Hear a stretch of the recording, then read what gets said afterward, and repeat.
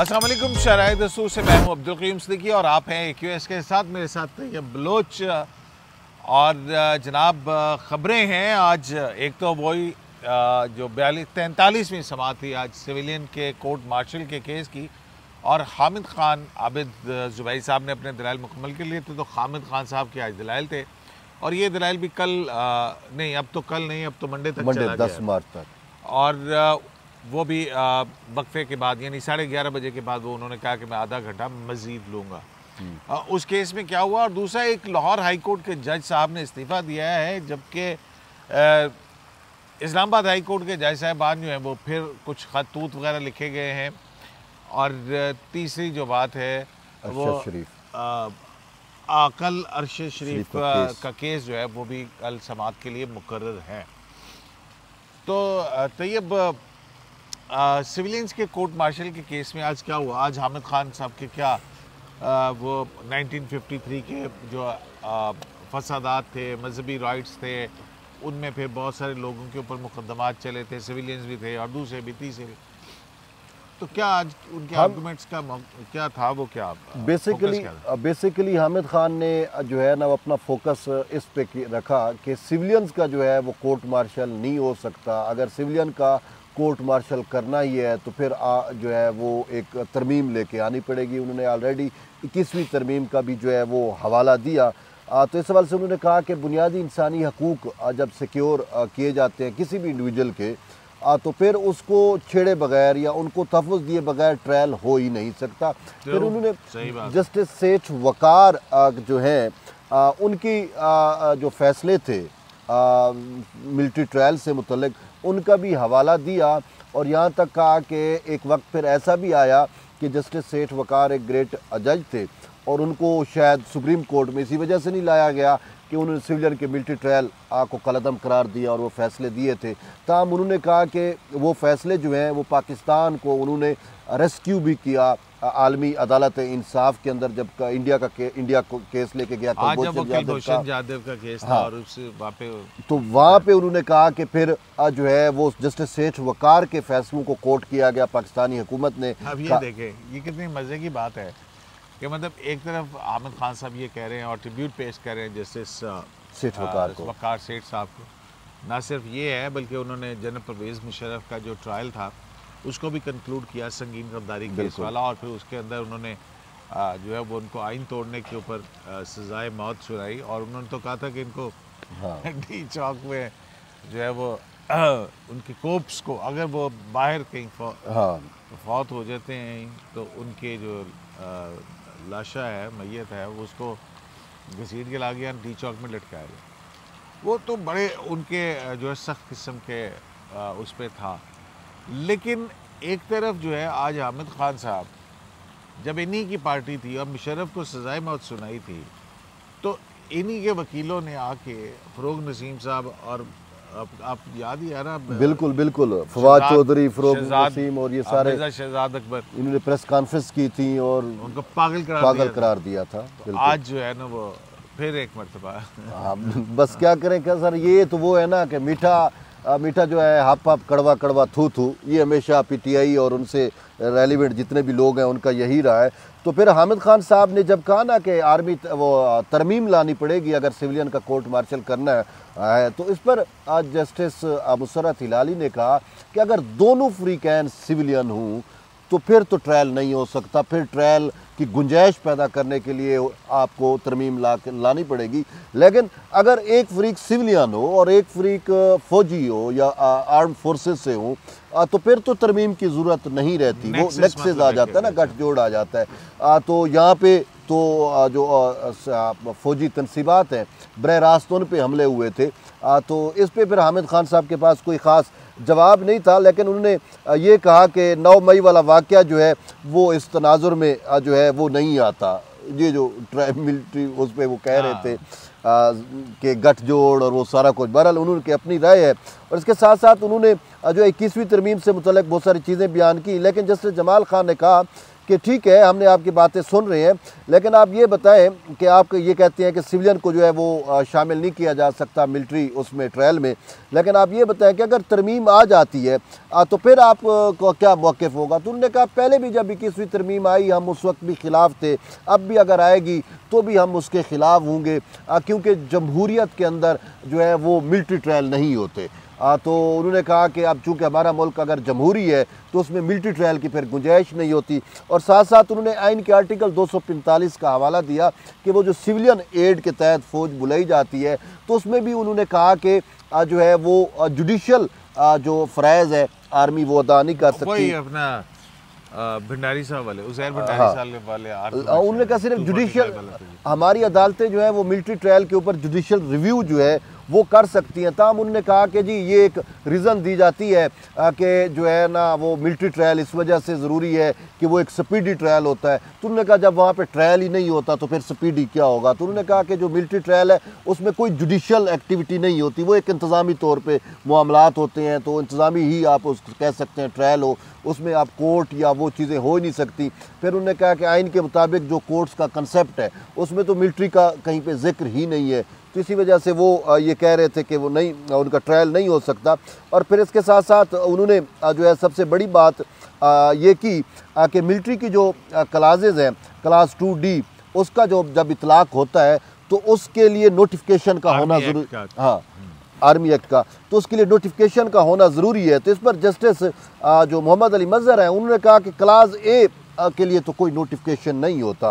उन्होंने कहा क्लास ए पढ़ें तो उसमें लिखा हुआ कि एनी वर्क ऑफ डिफेंस, तो उसमें उन्होंने कहा एनी वर्क ऑफ डिफेंस तो कहीं पे भी सदर हाउस में भी हो सकता है, कहीं पे भी हो सकता है। और वो जो मिलिट्री के वर्क या अमूर में मुदाखलत है वो ज़रूरी नहीं है कि उसके लिए कोई अलग नोटिफिकेशन हो या किसी ने मुदाखलत की है तो वो फिर उन्होंने कहा ये ज़रूरी नहीं होता। बाकायदा उन्होंने पढ़े उसमें क्या क्या चीज़ें हैं, तो उसके तहत उन्होंने कहा कि 200 से ज़ायद फ़ौजी तनसीबात पे हमले हुए हैं और आप कह रहे हैं कि उस पर आर्मी एक्ट का और इन सारी चीज़ों का इतलाक़ नहीं होता, या अगर इतलाक़ उस वक्त होता जब उनसे पहले नोटिफिकेशन हो चुके होते। तो उन्होंने कहा ऐसा नहीं है। और तो मतलब है कि उन्होंने अटैक किया है, उन्होंने क्या मुनीब अख्तर साहब की जो जजमेंट है उसकी हिमायत की है जी जी 21D2 जो है उसको स्ट्राइक डाउन कर दिया जाए, या उनका भी मौक़िफ़ थोड़ा सा मुख्तलिफ है कि इसकी वायरिस को नहीं चैलेंज कर सकते, ताम इस कानून के होते हुए सिविलियन का ट्रायल नहीं हो सकता, कानून बरकरार रखा जा सकता है? नहीं, उन्होंने कहा जैसा कि फैसल सिद्दीकी साहब का मौक़िफ़, उन्होंने कहा कि आर्म फोर्सेस का डिसिप्लिन की हद तक तो ये ठीक है, लेकिन सिविलियन की हद तक ये बिल्कुल ठीक नहीं है। सिविलियन उन्होंने कहा कोई भी सिविलियन उसको तो इसमें आप ट्रायल कर ही नहीं सकते। फिर उन्होंने जिना हाउस की बात की, उन्होंने कहा कि चलो शुक्र है ये इवेंट हुआ तो हमें पता चला कि यहाँ पे कोई जिना हाउस भी है। उन्होंने कहा वहाँ पे तो किसी की क्या मतलब है कि ये तो सिर्फ लफाजी है ना, मतलब देखे ना कि भाई ये इवेंट है वो इस तरह से है वो ये कोई लीगल आर्गूमेंट इस पे जस्टिस अमीनुद्दीन खान ने कहा कि आप ये जो बातें कर रहे हैं ये तो आप उधर आप जाके डिफेंस लेते हैं ना, अब यहाँ पे आप अपने फैक्चुअल चीज़ें हमारे सामने बयान करेंगे तो आप अपना ही नुकसान कर रहे हैं। तो उन्होंने कहा कि फिर इस पर जो है जस्टिस हसन अज़हर रिजवी ने कहा, उन्होंने कहा जो आप जो जिना हाउस की बात करें, अटार्नी जनरल ने कहा कि 103 में से कुछ 16 या 17 लोग हैं जो जिना हाउस में मुलव्वस थे, बाकी तो उन्होंने कहा मियाँ वाली पे अटैक हुआ, मियाँ वाली एयरबेस है, सरगोदा है, फैसलाबाद है, रावलपिंडी है और इस तरीके से और भी काफ़ी सारे मकामात थे। तो 103 में से तो मुतअद्दिद बाकी जगहों पे भी लोग शामिल थे जिन्होंने हमले किए हैं, तो हाँ उनको फिर आप क्यों वो कर सकते हैं? तो ये इस हवाले से जो है वाज़े तौर के ऊपर उन्होंने फिर ये कहा कि FBI अली केस में जो 1962 में उनको जो हकूक़ हासिल थे उनका भी जो है वो तहफ़्फ़ुज़ जो है वो किया गया। तो फिर उसके बाद भाई 1973 में जो हमारे बुनियादी इंसानी हकूक़ और ये सारा कुछ हुआ आए तो इसमें भी उनके जो बुनियादी इंसानी हकूक़ है उनका तहफ़्फ़ुज़ होना जो है वो ज़रूरी है। लेकिन ताहम उन्होंने कहा कि जो बार बार FB अली केस की मिसाल दी जाती है तो उन्होंने कहा 1973 के आइन के बाद FB अली जो है वो गैर मुतलका हो जाता, उसका रेलिवेंसी ही नहीं रहती। तो यूँ उनके दलाइल जो है इन पैरामीटर्स के ऊपर अभी भी जारी हैं और वो 10 मार्च को पीर को दोबारा यहाँ से दलाइल का आगाज़ करेंगे। सही, तो ये इस्लामाबाद हाई कोर्ट के अंदर जज साहबान ने खतूत लिख दिए और क्या चक्कर है भाई? इस्लामाबाद हाई कोर्ट में सुना यही है कि दो जैसे बाबर सत्तार और जैसे समन रिफत जो हैं इन्होंने लिखे हैं। जैसे समन रिफत का तो जो रूल्स के अंदर तब्दीली की है उसके ऊपर उन्होंने कहा है कि जो क्या वो डिफेक्टो पास होती हैं जो चीफ जस्टिस के पास एग्जीक्यूटिव कमेटी की, हाँ इंतजामी कमेटी की। हाँ, तो वो जो है उसके लिए फुल कोर्ट मीटिंग होनी चाहिए थी और फिर रूल्स अमेंड होते। सही है। जबकि बाबर सत्तार साहब के अमले की जानिब से कोई शिकायत आई है कि नए आने वाले जज जो है वो उनके साथ जो लोग आए हैं, ये बड़ी इंटरेस्टिंग बात है सर। कोई पैसे वैसे पकड़ते मुकदमा खत्म होता। बात ये है कि ये बड़ी इंटरेस्टिंग चीज़ है कि जस्टिस बाबर सत्तार के सेक्रेटरी की जानिब से रजिस्ट्रार को ख़त लिखा गया है और उसमें जो है वाज़े तौर के ऊपर ये कहा गया है कि जी जो नए जजेज़ आए हैं उनके अमले की जानिब से जो है वो जो साइलिन आते हैं या जो केसेस में वकला वगैरह उनसे जो है वो पैसे वगैरह जो है हाँ। वो लिए जाते हैं। तो बात यह है कि सिद्दीकी साहब ये एक कॉमन प्रैक्टिस है, तमाम कोर्ट्स की है।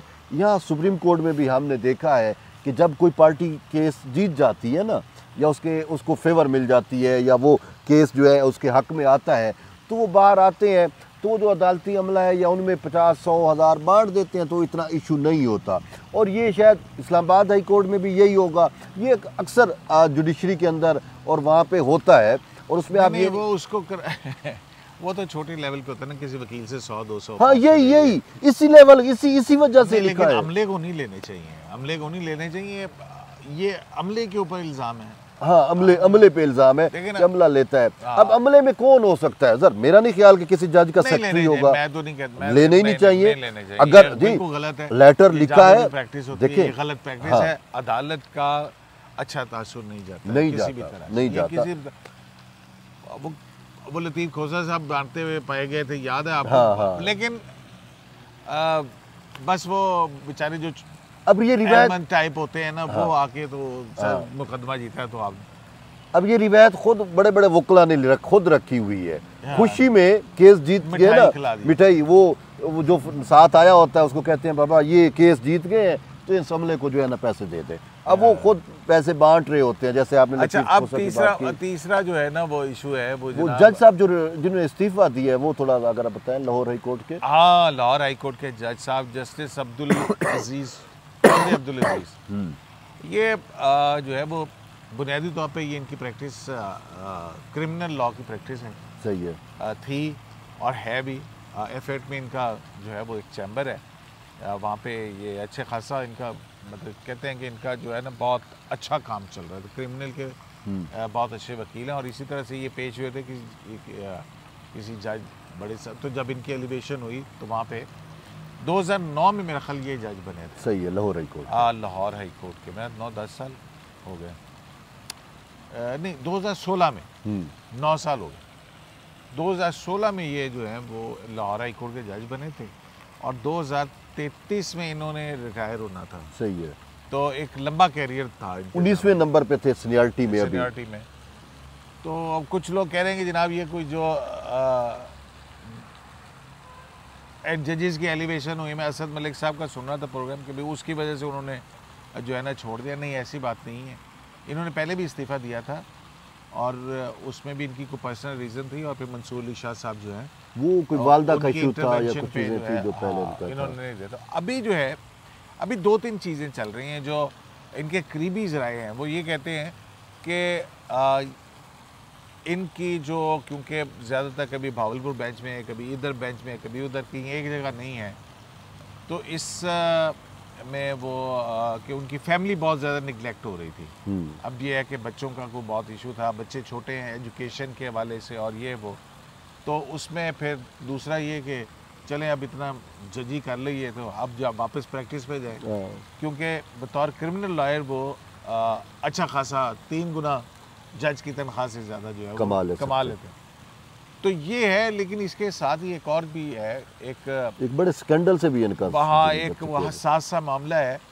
उस हवाले से जो है वो एक स्टोरी शाया हुई थी, उस